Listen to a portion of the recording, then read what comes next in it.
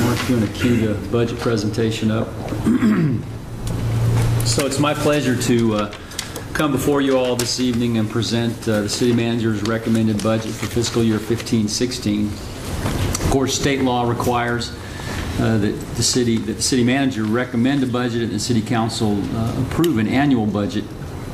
But of course, an annual budget is really just a single-year snapshot and doesn't tell the entire story and put things in context of the past, present, and future. So I want to kind of start this evening by looking back a little bit, then discuss where we are right now, and then also look to the horizon. So if we go back and look at where we've been since 2004, just to kind of give us a 10-year window there. We've really been through a lot of difficult challenges in our local economy, and certainly that has impacted the local budget, the city budget. Some of the highlights of that are that people may not recognize is that we're actually down in full-time staff 10% over that period of time. You all are well aware of some of the things we've done with hiring freezes, with the retirement incentive that yielded quite a bit of savings to the city. Basically, we operate, your departments operate on an ongoing basis at less than full staff. We currently have 51 vacancies. We project that we'll have around 30 vacancies in the coming year. We have, in the past, in the current budget, you did approve 6 new positions. 4 of those for the new Catawba wastewater treatment plant that is up and running now. So that's funded out of the utility fund, and 2 in your general fund, and those are the only positions in the last several years. Going back prior to that, some staff was added with the ladder company and the fire department, and then we added police approximately 10 years ago. So your net reduction of employees is actually greater because you've added staff in your public safety departments. We've also absorbed some state revenue losses, and I'm going to talk in more detail about another one of those, but we lost $400,000 in hold harmless funds. And you've strategically and thoughtfully over this period of time looked to move some of the fee-supported departments and functions away from reliance on tax support. So your sanitation function in this budget will be 83.5% self-supporting. You all are well aware of the changes that have taken place in the airport, and we're excited the fact that the airport is 100% funded. So in some ways, as we move forward, it feels a little bit like Dickens' tale, and we're looking at the best of times and the worst of times, because we have some really exciting things going on, but we also have some serious challenges. And this is basically the budget landscape that this year's budget recommendation is dealing with. So there are 3 major aspects of the fiscal year 15-16 budget that I'm going to spend quite a bit of time on, and that's revaluation, the loss of the business privilege license, and then how the implementation of the bond program is beginning to affect the budget. Revaluation, we've talked about that in these chambers recently. We've done a little bit better than the entire county in that our drop in value is 6.56%. That's $244 million loss in value. The state requires you to look at a revenue neutral rate. I think when that law was passed, the thought was that values would always increase, and so they wanted the public to know how much your rate could be reduced to be revenue neutral. In this case, and actually in the prior revaluation, it's just the opposite. We've lost value. So you calculate a revenue neutral rate that actually increases the tax rate so that you're able to collect the same amount of property tax. And we have done that. And that number is 3.95 cents, so 53.95 actually brings in the same amount of revenue as you're currently getting per the state formula. Now, revenue neutral is revenue neutral across the entire tax base. So it's impossible to look at any individual property owner or parcel and say, you know, you're revenue neutral. Some are going to have dropped more than 6.56%. Others may not have dropped as much as that, and some may have even increased. But what I'm looking at and recommending to you all is revenue neutral across the entire tax base. So let's take a little look at how that works when we get down to individual properties. So before revaluation, the average residential value in Hickory was $150,000. At the current tax rate of 50 cents, that tax bill is $750 a year, or $62.50 a month. Now, obviously, values have gone down, so if you just apply that 6%, 6.5% decrease to the average home value, your home's now worth $140,160. You calculate the revenue neutral tax rate of $53.95, and you actually have a little bit of a slight increase of $5 a year. Because again, it's not perfectly averaged out. Revaluation in and of itself is not a budget buster. That can obviously be dealt with a change in the rate and bring in the same amount of revenue. However, the loss of privilege license is a budget buster. Just to remind the community, the City of Hickory and City Council can only raise revenue that is permitted by the General Assembly. You're only given certain tools by the General Assembly to raise revenues. And the business privilege license had been in place for a number of years, was primarily in the most recent iteration that the state statutes provided several years ago, primarily was a tax that was paid by the big boxes, the big retailers in Hickory and through other communities. We're paying a significant amount of the $1.14 million that was raised each year. Some businesses were exempted. Some other smaller businesses paid $50, $100, $150 a year. That was some of the frustration, I think, at the state level. It was kind of an archaic process that had been put in place and added to over years and years and years. But instead of reforming it, they simply chose to do away with it completely. And I can't help but be a little cynical in the fact that none of that state revenue. So they didn't have to talk about teacher salaries or cutting any state programs. They could simply do away with that tax and make you all have to deal with that in your budget. And that's exactly where we are today. So effective July 1st, business privilege license is no longer available. $1.14 million loss, and that equates to a 2.7 cent increase in your property tax. I want to pause there for a second and say that I've chosen as your manager to recommend that you recover those funds through the property tax rate. We offer an extremely high quality of amenities to our residents and businesses that are very valued, and you've seen in the previous slide all of the cuts and reductions that the city's made to deal with economic changes and also state revenue cuts. And it's just simply not possible to absorb a $1.14 million reduction annually, every year, without dramatic reductions in the level of service. So let's talk a little bit about the entire budget. Each of your funds is broken down here with the comparison between the current budget, 14-15, and the recommended budget for 15 and 16, starting there at the top. Your general fund is essentially flat, almost exactly the same amount of revenue and expenditure. The utility fund is actually looking at a 10% increase, and I'll talk a little bit more about that in a minute. And then your other smaller, more ancillary funds have some little variations in them, primarily due to capital and some other things, but those cumulatively are less than 2%.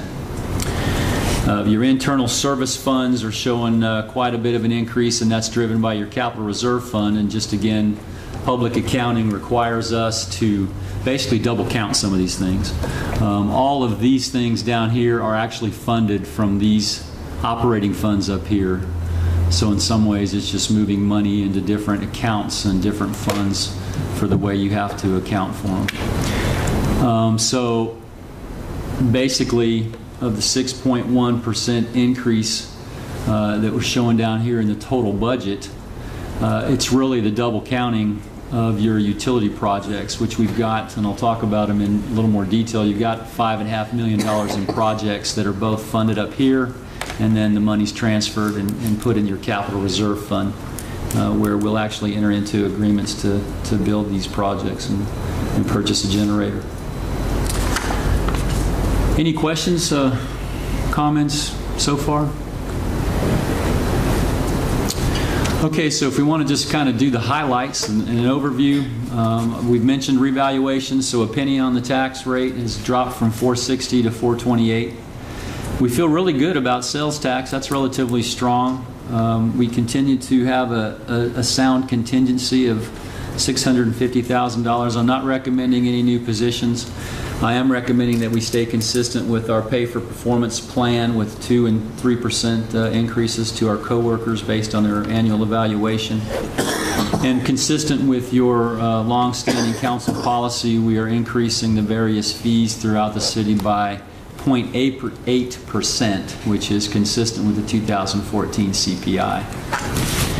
In the water and sewer fund, that same principle stays in effect for your water and sewer rates. I mentioned the $5.5 million in projects, and you all have actually seen 2 of those already, in that you've appropriated funds to begin design work on the downtown water and sewer line replacements.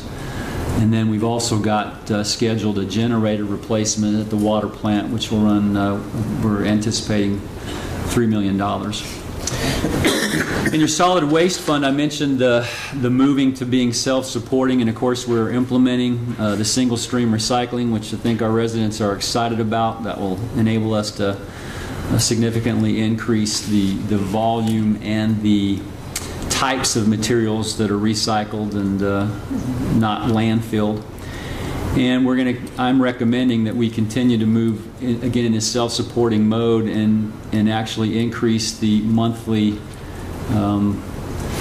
solid waste fee that each of our residents and businesses with accounts pay from $16.50 a month to $18.50 a month. So those are kind of the highlights. Want to talk next about the third major aspect, first being revaluation, second being the loss of the privilege license, and that's the bonds. Going to look at that in a couple of phases, and first talk more about the impact on your fund balance and discuss that as kind of background, and then we'll kind of come back to that in a second. So typically we don't spend too much time talking about your reserves or the fund balance that the city maintains. But given some of the things that are going on with it this year, and given the impact that your bond projects potentially will have, I think we need to drill into that a little bit more. Currently you are above your goal of 25%. You're at $13.5 million unassigned in the general fund. Very solid, but there are pressures on that. First of all, we had a flood in 2013, and I still am amazed the incredible job that our public services and police and fire and other folks did to basically keep the city running when we lost some pretty significant infrastructure. But all the dust is basically settled there, and we have finished up the accounting with FEMA. And we had initial outlays of a couple of $1 million. We've gotten a good bit of that back, but we will end up having expended over $500,000 that will not be reimbursed by FEMA.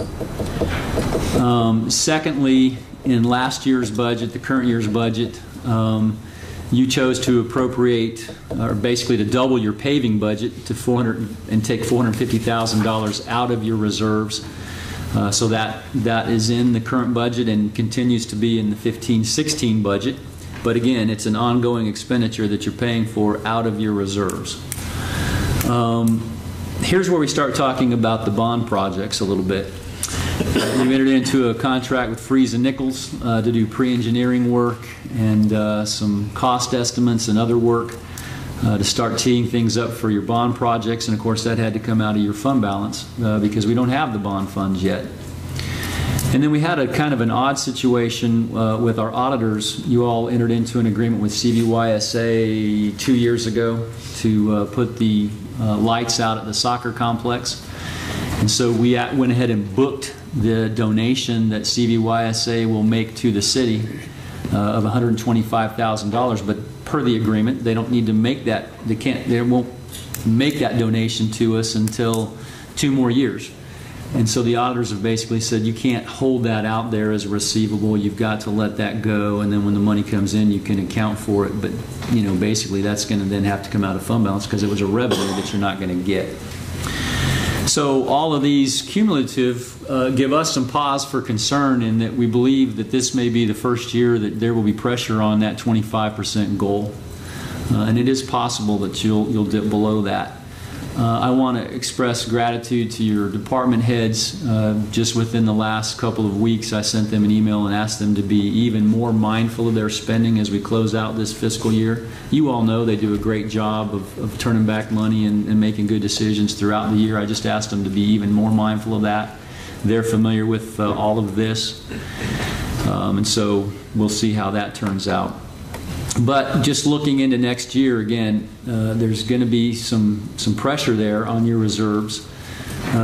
Again, and I'll get into a little more detail about the bonds, how those might affect it. But you've also got a number of economic development projects that are in the works that you all are aware of that could require you, if we're successful, and we certainly hope we are, but could require you to tap fund balance in some of the projects that are being discussed. And then you also always have these opportunities for public-private partnerships. I mentioned the Henry Fork lighting. We just had the Tennis Association before you.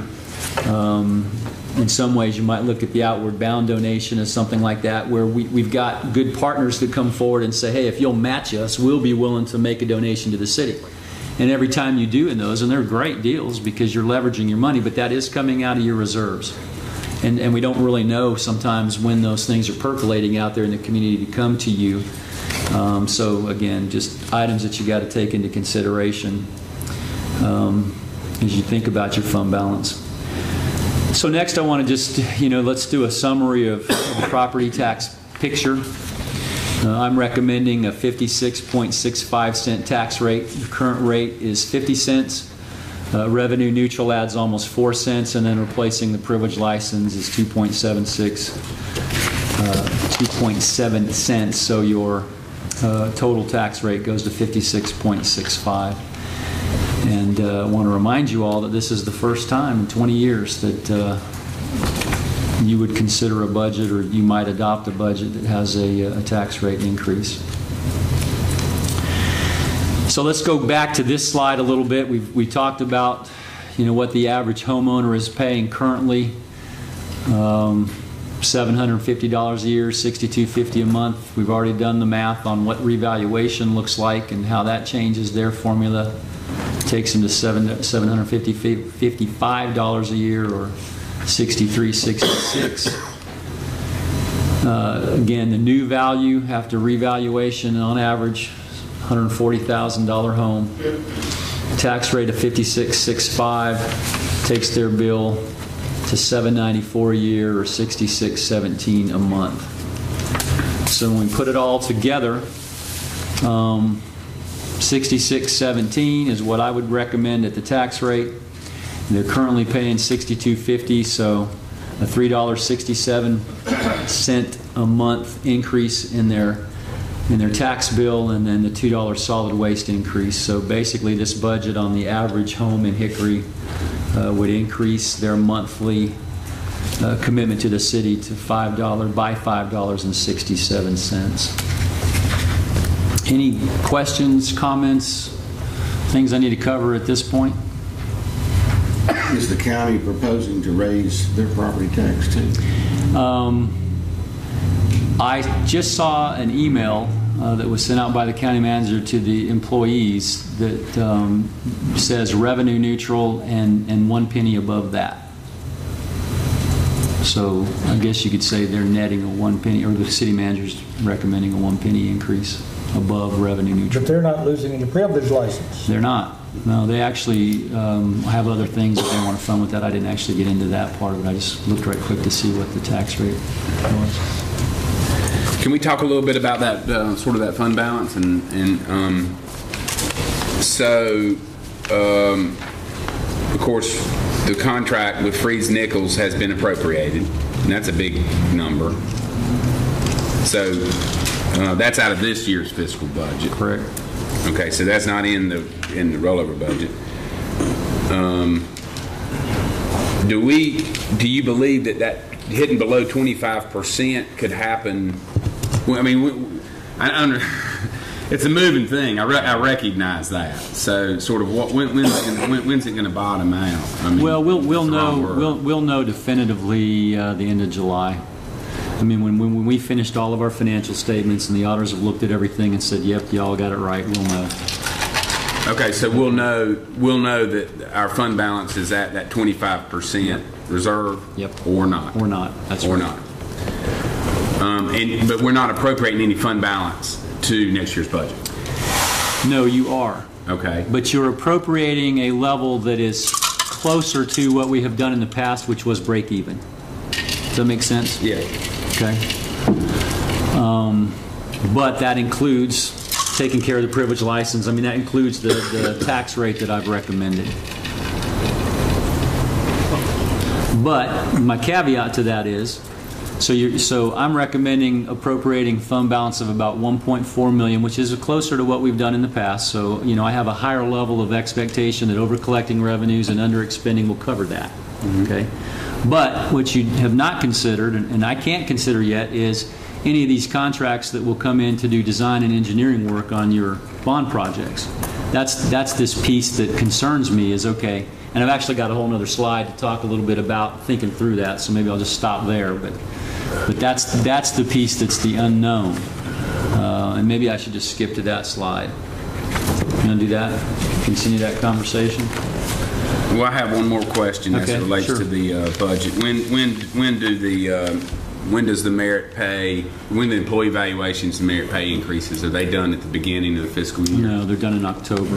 They're done in so 3-4 months into the Yes. fiscal year, and Now, that's a one-hit deal. In other words, it's either 3% that one time in October, 2% or whatever. That's right. It's not okay. That's right. Actually, just to kind of stay with the flow of the presentation, let's come back to the fund balance. Because part of what you have to think about in the whole big picture is what's on the horizon as it relates to potential changes at the state level. So I'm going to ask Assistant to the City Manager Yade Fox to come up to the podium. She's our legislative liaison, does great work bird dogging what's going on in Raleigh and expressing our opinions and your opinions to our legislators to help them understand how their decisions affect us. And I want her to kind of tell you what's going on in Raleigh that could become law. Ms. Fox. Thank you, Mr. Berry. Good evening, Mayor, members of Council, Mr. Cron. Some of the bills that I'm going to talk about tonight actually it falls into that realm of being a part of the budget, finance, fees, appropriation discussions. So even though these bills have not passed through both chambers, they are still being considered and very much considered what they call alive in Raleigh. So one of the things that I wanted to first talk about was Senate Bill 369. This bill actually changes Articles 39 and 42 from point of delivery to per capita over a 3-year period. Some of the information that we had received back in March from the General Assembly actually said that the city of Hickory itself would lose $2.5 million if this happened. A lot of that is because some of those projections are based off of population growth. Well, some of the things that we have seen from the actual state itself show that we would only grow from a time period of 2010 to 2020 would be 0.8% in growth. So when you use a formula that's going to have something with population as a growth, a lot of times you're not going to see much growth at all, and so therefore we're at a loss. Additionally, this bill actually shows that all of the other municipalities and towns in Catawba County are at a loss along with Catawba County. One of the other bills that's doing something similar is Senate Bill 608, and that's actually Senator Bob Richo's bill. It actually converts local government revenues into state revenues. which was something that's actually put more in an actual bill as opposed to something that could just be done at any point in time. It uses the 1314 base figure with an increase of only 3.5%. As you heard earlier, Mr. Berry said that we're projected currently at a 6% sales tax revenue growth. So obviously that would come as a loss to us. So either way, it doesn't look good.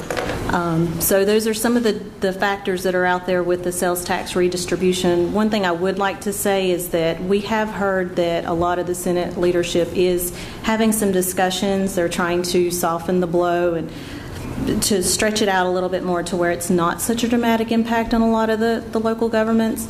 We just haven't seen those actual figures yet. They're not public. Another bill that is out in consideration is Lincoln County Representative Jason Sain's bill, House Bill 903. This bill actually provides the opportunity for counties to levy a 1/4 cent for public transportation for general purpose without a referendum. It also gives cities a 1/4 cent sales tax option that they can levy with a resolution. For the city of Hickory, we ran some numbers, and that would be an estimated $850,000 in revenue. I actually heard today, we had a conference call with some of our sources over in Raleigh, and although this bill is currently sitting in the House Local Government Committee, and then it's proposed to go to the House Finance Committee if it's recommended, it's one of the bills that we have heard might be used for negotiations. So while you may not see it, it didn't fall into the House bill this week, it may still be up for discussion, and so we're hopeful. And then finally, Catawba County and Alexander County, Senator Andy Wells has a bill, which is actually Senate Bill 700. I have spoken with you before about this. It's to limit the sales tax refund on nonprofits. This bill would actually cap the amount that are refunded and received by nonprofits. For the city of Hickory, that's approximately about $70,000 that would be coming back to us annually. As we look forward to see what happens this week with the House still continuing to work through their budget, we're trying to just keep track of the different things that's happening and let you know about them immediately as they continue to work through their budget. Once it goes from the House, obviously, then it'll go to the Senate, and then there'll be some more discussion on that. Any questions of Ms. Fox and what we're seeing in the legislature? Anybody mention what they're doing with the $400 million in extra money they've collected this year? No, I'm not aware of that. We know it hasn't been suggested to be directed to us. No, but I mean, how much more do they want? It seems like every couple of weeks there's something new to steal money from the municipalities. Thanks.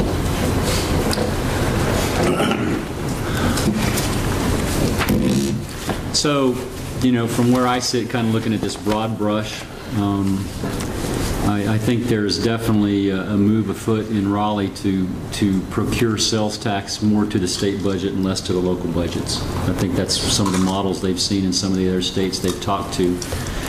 Senator Rouchot's told us in numerous meetings and in the bills he's introducing, I mean, they basically are trying to figure out, okay, how do we get all of the sales tax to the state, and we'll replace that with an appropriation, as Ms. Fox was saying, to the local governments for a period of time, as would be my guess. I mean, that's how it always tends to work, whether that, whenever they change your ability to tax, they'll give you something to tide you over for a few years, and then it will go away. Broadening the sales tax, there was a lot of conversation about that last session, and including services and all kinds of different things, and certainly Senator Wells' bill starts going in that direction, but of course that's really difficult to do politically. And so I don't, I'm not personally that optimistic of that happening.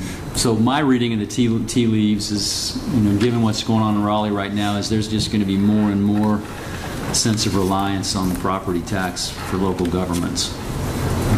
Any changes to the sales tax, have a huge hit on your budget.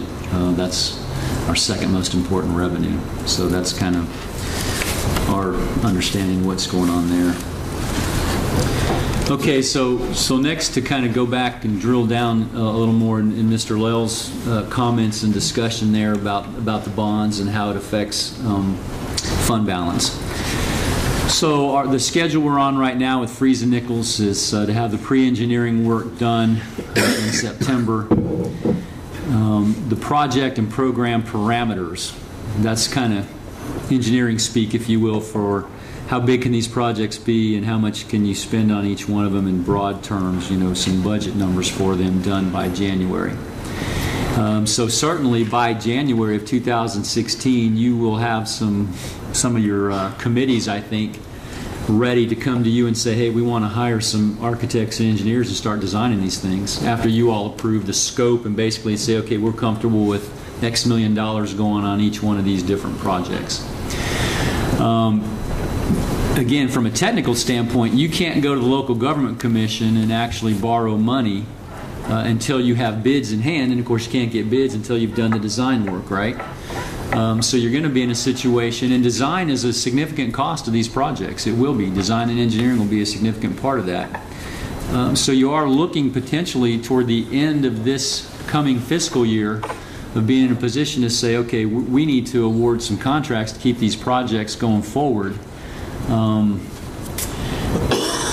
And we're not going to get the bonds to pay for them, you know, probably for 6, 8, 9, 10 months, 12 months, depending on how long the design and engineering work takes. So the bottom line is you're going to be in a position, I think, to need to front some of these soft costs, if you will, for your bond projects.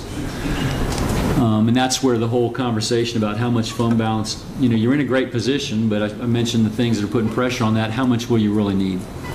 So a couple of alternatives to consider is, do you want to go ahead and consider a bond tax now? Obviously you don't have debt service payments due, but you could levy an additional penny and raise $428,000 and start paying for bond projects, design and engineering work out of that now. It probably would not be enough by itself. Well, I know it wouldn't be. But you would basically be hedging your bets, if you will, using your reserves, but also have a dedicated revenue source coming in to pay for that. Another alternative would be similar in that you use some of your reserves, but maybe you actually go out and borrow some short-term borrowing in order to be able to have cash on hand to pay for the design contracts, engineering work, and then you can pay off that loan and reimburse your reserves if you choose to when you do float the bonds, potentially 2 years from now. Does that make sense? Okay. What does the state say our reserve has to be? The minimum is 8%. 8? Yeah, but if you're at 8, 9, 10%, I mean, you're basically hoping, you're crossing your fingers every time we pay our employees that no checks are going to bounce. And how does that affect our bond rating? Adversely at Yeah. 8%. No, I'm not talking about 8%, obviously. I'm talking about as we get closer to 25 versus where we are now. Yeah, you want to have, there's two things we've heard from our financial advisors. They say, A, you want to have a solid reserve, and we're in that category. When are they considered not solid? Well, it's a little apples to apples. The numbers they use, the percentages they use don't marry up to our 25% calculation. All they've told us is, yeah, you're in that range. You're in the middle of that range. You're not on the high end, you're not on the bottom end, you're in that range. But the thing maybe that we need to think about more is, the other piece they look at is, are you spending your reserves for operating issues? So basically they want to say, what do you have in reserves, and then what's the trajectory of those reserves? Is the potential that you're going to increase those reserves, or is the potential that you're going to decrease those reserves, and what are you decreasing them for? Now, your history's been great. I mean, even through the recession, even through all the cuts and adjustments, we've actually been adding a little bit to fund balance every single year. And what I've said in those previous slides is that this may be that tipping point year where you actually might start eating into some of those reserves. Again, we won't know definitively until July, close out the books and know for a fact exactly how everything's settled up. But I kind of see some of those things that are out there now that we haven't had out there in the past, that you could actually start eating into your reserves. How much do the bond rating agencies look at that? How much do they weigh that in? We just know it's a factor. But it's not because we're in distress, it's because we're projecting is for the bond. basically. Yeah, part of it's the Freeze Nichols contract. Right. I mean, part of it's, you know, It's not a one-time negative expenditure, you know, on all the bridges and the stormwater damage that we did and didn't get reimbursed all of it from FEMA. So, I mean, I think we can make a good argument that the majority of that is one-time funding. Good question. Other comments, questions at that point? Well, I noticed, I guess the budget's not looking at what the sales tax change could affect. So Yeah. if that comes in the next few weeks or so, Yeah, I kind of doubt they would actually implement it because they know that we're all going to be adopting our budgets in June. We have to. They don't. You know, they do these continuing resolutions and stuff. And so I think, Mr. Seaver, what they would do if they make the changes, they'd say, just like they did with the privilege license, they'd say, okay, effective in 15-16 or 16-17, here's what it'll be. So, because of course, there's no way for me to put together a budget having no idea which of these bills, if any, would pass. And that's, you know, again, they did that with the business privilege license. They gave us a year's notice, basically.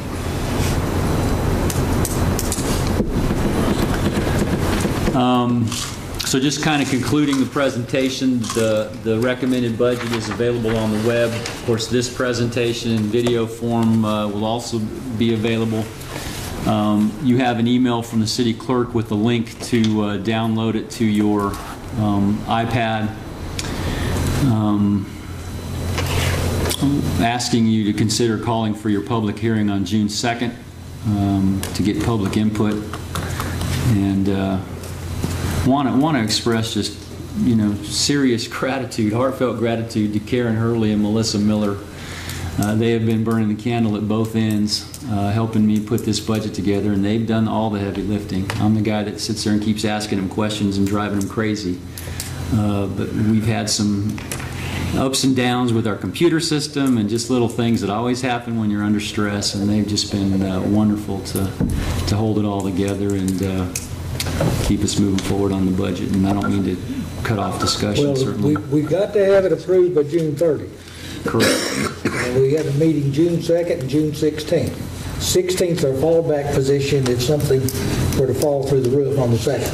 Well, but actually, you got to do it in 2 readings. So that typically what you've done is adopted it on first reading on the first meeting in June, and then come back to second meeting and adopt it. So on the if second. something falls through the roof, we've got to work it out that night. Yes, we do. Or hold a special called meeting. Yeah. You can do that too.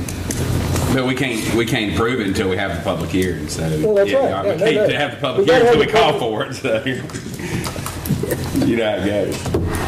All right, who's going to make the motion we call for public hearing on the 2nd? I'll make that motion. I'll second it. Motion by Patton, second by Zagaroli. All in favor say aye. Aye. All opposed, no. That's unanimous. I'm still not sure what that last slide was asking for, Mr. Burry. I mean, we're sitting there, you got that last slide out there. You want us to just reflect on that for the next 2 weeks? You mean the second to last slide? Yeah, the second to last. Yeah, with your alternatives. Yeah. Basically, for you all to discuss that or think about it yourselves. Obviously, you don't discuss it outside of this meeting, and then you can discuss it a lot at the public hearing. I mean, that's really where you All right. adopt a budget. Appointments?